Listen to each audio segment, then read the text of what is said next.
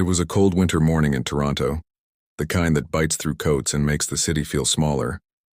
Snow fell silently on Bay Street, blanketing the sidewalks where suits hurried past, clutching coffee cups and briefcases. Among them was Daniel Mercer, once one of the richest men in Canada, now a man whose wealth couldn't buy him peace. At 47, Daniel had everything money could promise. A penthouse overlooking Lake Ontario, private jets, a chain of technology firms worth billions. But his wife had left him 3 years earlier after their only son, Ethan, passed away in a car accident. Since that day, the empire meant nothing. He stopped smiling, stopped showing up at family dinners, stopped living. He went to work, sat in meetings, and stared out of glass windows like a ghost trapped in success. That morning, Daniel's car broke down near a small community park. His driver had gone to get help, leaving Daniel alone, irritated and impatient. The snowfall thickened. Across the street, he noticed a group of children playing in the snow, building forts, laughing, chasing one another. And there, at the edge of the playground, stood a little boy, maybe 6 years old, wearing a too big red coat and old boots. He watched the other kids but didn't join in. Daniel found himself watching him for a while. Something about the boy, the way he smiled quietly to himself, reminded him of Ethan. After a few minutes, the boy looked over, saw Daniel standing by his car, and waved shyly. Daniel hesitated, then raised a hand in return. The boy crossed the street, stepping carefully through the snow. "Mister, are you okay? You look sad." Daniel blinked. He hadn't expected anyone to speak to him, much less a stranger. "I'm fine, kid. Just waiting for my driver." The boy frowned. "You don't look fine." Daniel forced a smile. "Well, sometimes grown-ups just have bad days." The boy tilted his head. "When I have bad days, my mom says a hug helps."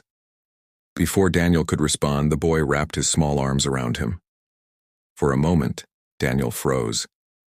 Nobody had hugged him in years, not since Ethan. He slowly lowered his hand and rested it on the boy's shoulder. Something inside him, something buried under grief and guilt, cracked open. "Thank you," Daniel said softly when the boy stepped back. The boy grinned. "You're welcome. My name's Oliver. What's yours?" Daniel. Hi, Daniel. Do you want to help me make a snow fort? My mom says everyone needs to play sometimes." Daniel looked around, unsure. He was wearing a $1,000 coat and Italian shoes. Not exactly snow fort gear. But something in Oliver's voice made him nod. "All right. Just for a bit." They spent the next 20 minutes rolling snow, stacking it into small walls. Oliver laughed every time Daniel's pile collapsed, and before long, Daniel found himself laughing too. The sound felt strange, like a song he'd forgotten the words to. After a while, a woman's voice called from across the park. "Oliver, it's time to go." Oliver looked up. "That's my mom. She works at the shelter down the street." He ran off, then turned back. "Bye, Daniel. You looked happier when you laughed." "Don't forget to play again." Daniel waved. "Bye, Oliver." The boy ran into his mother's arms, and they disappeared into the crowd. Daniel stood there for a long time, staring at the small, uneven snow fort. He didn't know why, but he felt lighter. The next day, Daniel couldn't shake the thought of Oliver and his mother. He asked his driver to take him to the shelter nearby. Inside, volunteers bustled between tables serving hot meals. The air smelled like soup and hope. Behind the counter, he saw her, Oliver's mother. She was younger than he expected, maybe in her early 30s, her hands moving quickly as she served food. Daniel approached. "Excuse me," he said gently. "I met your son yesterday, Oliver." She smiled warmly. "Oh, you must be the man by the car. He talked about you all evening. Said he made a snow fort with a fancy man who forgot how to smile." Daniel chuckled softly. "Sounds about right." She extended her hand. "I'm Claire. Daniel Mercer." Her eyes widened slightly. "The Daniel Mercer? The businessman?" He sighed. "Used to be. Now I'm just Daniel." They talked for a while. Daniel learned that Claire had been running the shelter for 5 years. She'd started after losing her husband to cancer, raising Oliver on her own. "Some days are hard," she said, "but Oliver keeps me going. He has this way of seeing light even when everything feels dark." Daniel nodded. "He reminded me of my son." For the first time in years, Daniel told someone about Ethan, the accident, the silence that followed, the way he'd shut the world out. Claire listened without interrupting. When he finished, she said softly, "You can lose someone you love, Daniel. But you don't have to lose yourself too." Her words hit him like sunlight breaking through clouds. Over the next weeks, Daniel began visiting the shelter regularly. Sometimes he brought food, sometimes blankets, sometimes nothing at all, just himself. He started helping in the kitchen, learning names, listening to stories, and every time Oliver saw him, he'd run up shouting, "Daniel's here!"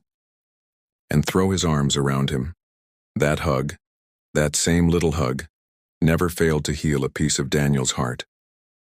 Slowly, he began to change.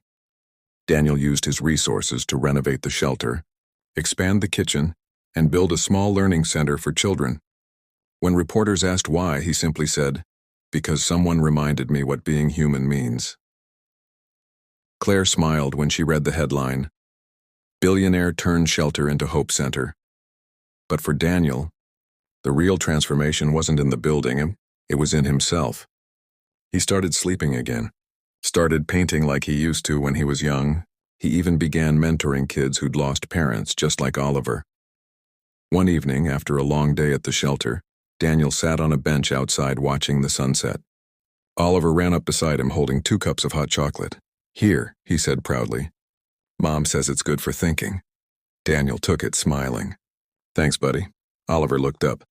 "You don't look sad anymore." Daniel nodded slowly. "That's because someone showed me how to smile again." Oliver tilted his head. "Who?" Daniel grinned. "A little boy in a red coat." Oliver giggled. "That's me!" Daniel reached over and hugged him tight. "Yes, it is." Months later, the shelter hosted a grand reopening. The sign outside read Mercer Community Haven. Daniel gave a short speech, but his voice trembled when he looked at Oliver and Claire. "I used to think success was about numbers," he said. "Now I know it's about moments, like the day a little boy reminded me that love is still real."